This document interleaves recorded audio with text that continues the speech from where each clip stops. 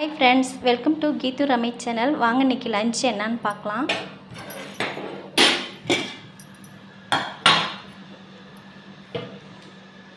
சுட சுட சாதம்,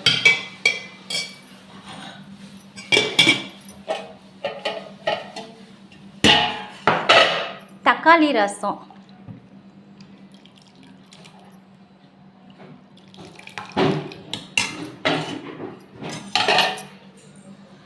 மீன் வறுவல்.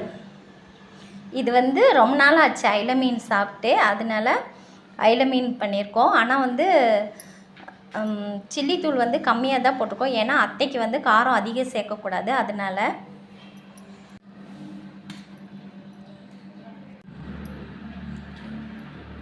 சுட சுட தக்காளி ரசம் பாருங்கள் என்ன வாசமாக இருக்குதுன்னு.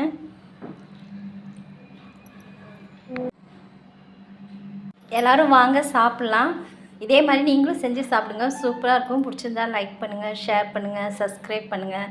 தேங்க்ஸ் ஃபார் வாட்சிங். ஓகே, பாய்.